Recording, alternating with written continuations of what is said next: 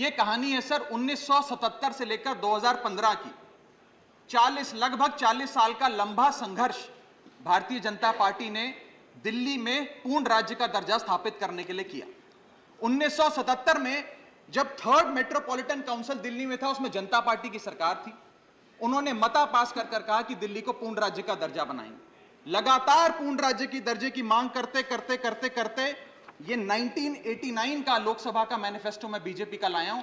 1989 के मैनिफेस्टो में page number 361 पे पॉइंट नंबर 10 पे ये कहते हैं grant statehood to UT of Delhi, यानी कि 1989 से लेकर लगातार ये लोग दिल्ली को पूर्ण राज्य का दर्जा दिलाने की मांग करते रहे।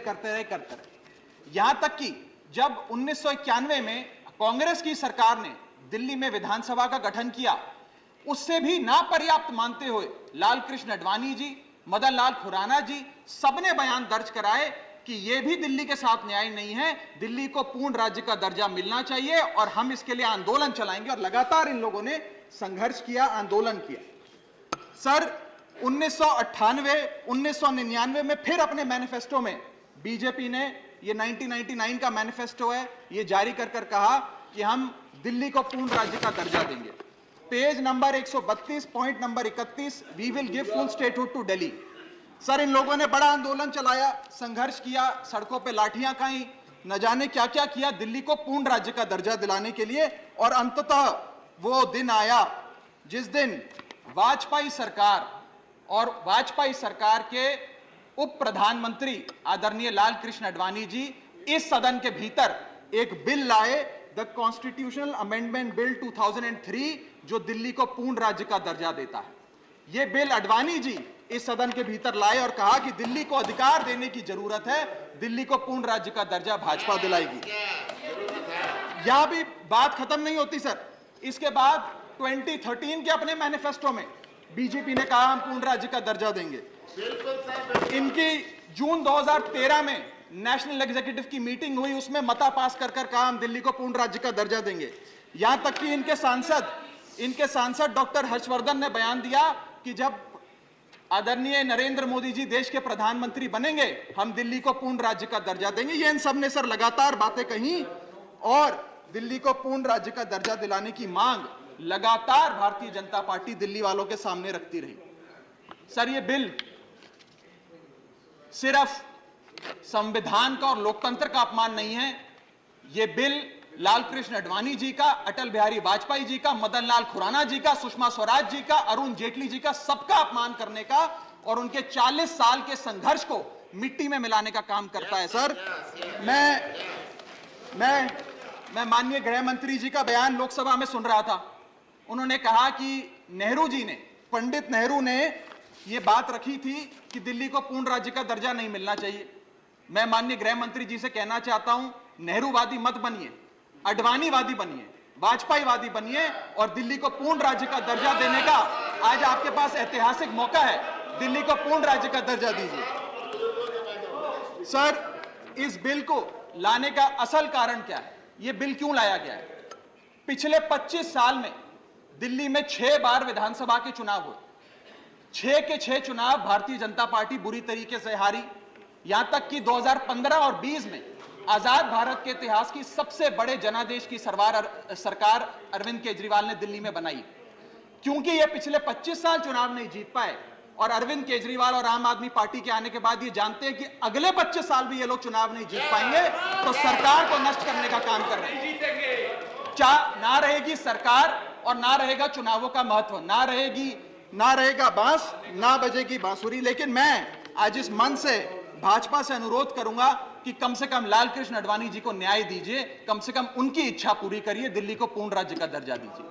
सर मेरा दूसरा भाग कि कैसे यह बिल एक संवैधानिक पाप है। सर पहली चीज, ये abuse of ordinance making powers है, आर्टिकल 123 जो संविधान का देता है। संविधान ये कहता है, और वाईवी चंद्रचूड़ साहब का AK Roy versus union of India एक बड़ा महत्वपूर्ण लैंडमार्क जजमेंट है, जिसने कहा कि ऑर्डिनेंसेस सिर्फ आपातकालीन और विषम परिस्थितियों में लाए जाएंगे। ऐसी कौन सी आपातकालीन और विषम परिस्थितियां आ गई कि आपको सुप्रीम कोर्ट के फैसले को 8 दिन के भीतर बदलना पड़ गया? दूसरा सर देखिए सर दूसरा सुप्रीम कोर्ट की दूसरा बिंदु, यह सुप्रीम कोर्ट का अपमान है। सुप्रीम कोर्ट के फैसले को 8 दिन के भीतर 5 जजों के संवैधानिक पीठ के सर्वसम्मति के फैसले को बदल के आज भारतीय जनता पार्टी ने एक मैसेज दिया है कि हम सुप्रीम कोर्ट को भी चैलेंज करते हैं, सुप्रीम कोर्ट के फैसले को भी नहीं मांगते, आपको जो ऑर्डर जारी करना है करो, हम चंद दिनों के अंदर ऑर्डिनेंस लाकर उस फैसले को बदल देंगे। They have challenged the majesty of the honourable supreme court sir. और मैं आपको ये कहना चाहता हूं कि आजकल जो ऑर्डिनेंस लाने की जो एक फेटिश इस सरकार ने देखी, चाहे वो लैंड एक्विजिशन बिल हो, चाहे वो फार्म बिल हो, चाहे ईडी के डायरेक्टर का एक्सटेंशन हो, जो ये सारी चीजें ऑर्डिनेंसेस के माध्यम से इन्होंने करी थी, इस बिल का हश्र भी वही होगा जो सारे पुराने बिलों का हुआ था। सर थर्ड बिंदु कि कैसे ये बिल संघीय ढांचे को एरोड करता है। हमारा भारत का संविधान और सुप्रीम कोर्ट का 2023 का 2018 का संवैधानिक पीठ का फैसला कहता है कि दिल्ली के पास एक यूनिक फेडरल आइडेंटिटी है, यूनिक कॉन्स्टिट्यूशनल आइडेंटिटी है, और भारत का संविधान जो हमें संघीय ढांचा देता है, जो शक्तियां देता है, उन शक्तियों को एनक्रोच करने का काम यह सरकार करती है, हमसे अफसरशाही और तमाम शक्तियां छीनकर। मैं आपको सुप्रीम कोर्ट का वो एक वाक्य पढ़ के सुनाना चाहूंगा। The majority in the 2018 constitutional जज bench held that while the NCT of Delhi could not be accorded with the status of a state, the concept of federalism is applicable to Delhi. हम पूर्ण राज्य नहीं है, लेकिन फिर भी राज्य का दर्जा एक संघीय ढांचे के परिप्रेक्ष्य में दिल्ली को मिलता है। उसके बाद सर इन लोगों ने तो कमाल ही कर दिया, आज बिना संवैधानिक संशोधन लाए संविधान को बदल दिया, मात्र एक एक्ट ऑफ पार्लियामेंट से, जो आज तक शायद भारत के इतिहास में कभी नहीं हुआ। सर इसके बाद ये बिल पार्लियामेंट्री अंडरमाइन करता है प्रिंसिपल्स ऑफ कलेक्टिव रिस्पांसिबिलिटी को। भारत का संविधान कहता है सर कि परमानेंट एग्जीक्यूटिव और पॉलिटिकल एग्जीक्यूटिव मिलके लेजिस्लेचर के प्रति जवाबदेही होंगे, ये प्रिंसिपल ऑफ कलेक्टिव रिस्पांसिबिलिटी है। इसमें से परमानेंट एग्जीक्यूटिव यानी कि अफसरशाही को छीनकर ये पूरी तरीके से कलेक्टिव रिस्पांसिबिलिटी का प्रिंसिपल जिस पे सरकारें चलती हैं इस देश में, उसे ध्वस्त करता है। और आखिरी बिंदु संवैधानिक अपराध का, ये ट्रिपल चेन ऑफ अथॉरिटी को तार तार करता है sir. Triple chain of accountability ये होती है कि अफसरशाही की जवाबदेही मंत्री को, मंत्री की जवाबदेही लेजिस्लेचर को, और लेजिस्लेचर की जवाबदेही जनता को। इसमें से अगर आप अफसरशाही हटा देते हो तो फिर जवाबदेही की जो ये ट्रिपल चेन ऑफ अकाउंटेबिलिटी ध्वस्त हो जाती है। तो ये काम करके संवैधानिक अपराध एक प्रकार से सरकार ने किया है। सर मेरा आखिरी भाग, ये कैसे एक एडमिनिस्ट्रेटिव हाराकिरी, एक एडमिनिस्ट्रेटिव गतिरोध पैदा करता है। ये कहता है सिर्फ उपराज्यपाल ही ट्रांसफर पोस्टिंग करेंगे एक समिति के माध्यम से, यानी कि अफसर अब मुख्यमंत्री की नहीं सुनेगा, मंत्रियों की नहीं सुनेगा। अगर अब दिल्ली में किसी के घर में बिजली नहीं आ रही, पानी नहीं आ रहा, किसी के बच्चे का स्कूल में दाखिला नहीं हो रहा, तो वो उपराज्यपाल के पास जाएगा, अपने मंत्री मुख्यमंत्री के पास नहीं जाएगा। क्या लोग जानते हैं उपराज्यपाल कहां रहता है? उपराज्यपाल कौन सी विधानसभा से चुनाव लड़ा, उपराज्यपाल ने कौन सा चुनाव जीता? लेकिन सारी शक्तियां एक चुनी हुई सरकार से निकालकर उपराज्यपाल को देता है। यह आगे कहता है सर ये बिल कि हम एलजी को सोल डिस्क्रिशन देते हैं, स्वयं के विवेक से फैसले लेने की तमाम शक्तियां। आज तक उपराज्यपाल और गवर्नर काउंसिल ऑफ मिनिस्टर्स की एड एंड एडवाइस से बाध्य थे, लेकिन यह बिल उपराज्यपाल को सुपरसीडिंग पावर देता है। आगे सर यह बिल जितने भी ब्यूरोक्रेट्स हैं उन्हें एक जुडिशियल अथॉरिटी बना देता है। यह कहता है अफसरशाही तय करेगी कि मंत्री का फैसला सही है कि मंत्री का फैसला गलत है, और अगर अफसर को मंत्री का कोई फैसला पसंद नहीं आया तो अफसर मंत्री का फैसला लागू करने से मना कर सकते हैं। और सर यह बिल अथॉरिटी, कमीशंस और कॉरपोरेशंस बनाने की, तमाम गठन करने की, नियुक्ति करने की शक्तियां सारी की सारी केंद्र सरकार को दे देता है, यानी कि सरकार की चाबी एक प्रकार से केंद्र सरकार को हाथ में पकड़ा देता है। सर माननीय गृह मंत्री जी ने कहा था कि आम आदमी पार्टी एक सुपारी सी जितनी पार्टी है, एक सुपारी जितनी छोटी सी पार्टी है। सर ये वो सुपारी जितनी पार्टी है जो आजाद भारत के इतिहास का फास्टेस्ट ग्रोइंग पॉलिटिकल स्टार्टअप कहलाती है। ये वो सुपारी जितनी पार्टी है जिसने 3 बार भाजपा को दिल्ली में हराया और 2 बार 2015 और 20 में आजाद भारत के इतिहास की सबसे बड़े जनादेश की सरकार बनाई। ये वो सुपारी जितनी पार्टी है जिसने पंजाब में भाजपा को लगभग शून्य पर लाकर खड़ा कर दिया। ये वो सुपारी जितनी पार्टी है जो 10 साल में राष्ट्रीय पार्टी बनी। ये वो सुपारी जितनी पार्टी है जिसके 161 विधायक और 11 सांसद है। और ये वो सुपारी जितनी पार्टी है जिसका काम देखने के लिए first lady of United states of America और यूनाइटेड जनरल के पूर्व प्रमुख बान की मून आते हैं। सर मैं आज अपने साथी जो आंध्र प्रदेश और उड़ीसा की सरकार चलाते हैं उन्हें कहना चाहूंगा, आपकी जरूर कुछ मजबूरियां रही होंगी जिसके चलते आपने ये फैसला लिया इस सरकार के इस बिल का समर्थन करने में। कुछ तो मजबूरियां रही होंगी, यूं ही कोई बेवफा नहीं होता।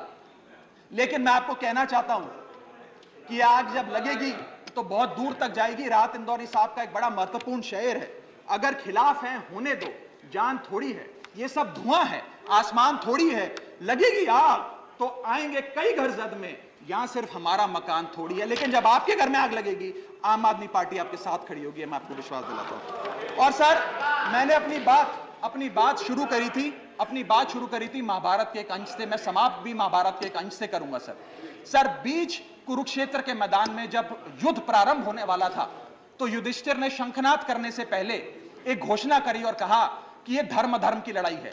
मेरी सेना में खड़े मेरे पीछे जितने योद्धा हैं, अगर उन्हें लगता है कि धर्म मेरे साथ नहीं कौरवों के साथ है, तो मेरी सेना छोड़कर सामने वाली मेरे दुश्मन की सेना में जाकर खड़े हो जाएं, उनकी ओर से युद्ध करें। और अगर कौरव सेना में कोई योद्धा है जिसे लगता है कि धर्म युधिष्ठिर के साथ है, पांडवों के साथ है, तो आप कौरवों की सेना छोड़कर मेरी सेना में आइए, मैं बाहें फैलाकर आपका स्वागत करूंगा। उस समय कौरवों का एक भाई युयुत्सु कौरव सेना छोड़कर पांडवों की ओर आया और पांडवों की ओर से युद्ध लड़ा। मैं उसी बात का जिक्र करते हुए आज इस सदन में बैठे तमाम सांसदों को कहना चाहता हूं, राज्यसभा काउंसिल ऑफ स्टेट्स है, हम लोग काउंसिल ऑफ स्टेट्स है, जहां ज्यादा जिम्मेदारी बनती है राज्यों के हकों की, अधिकारों की रक्षा करने की। मैं मांग करता हूं, आज आप लोग पार्टी लाइन से ऊपर उठकर, विचारधारा से ऊपर उठकर संविधान को बचाने के लिए, लोकतंत्र को बचाने के लिए इस बिल को हराइए। आज ये इतना असंवैधानिक और गैर कानूनी बिल अगर ये सफल हो गया तो हो सकता है आज के बाद आने वाले समय में ये लोग देश में चुनाव ही ना कराएं, चुनावी प्रक्रिया को खत्म करने से। बहुत बहुत शुक्रिया।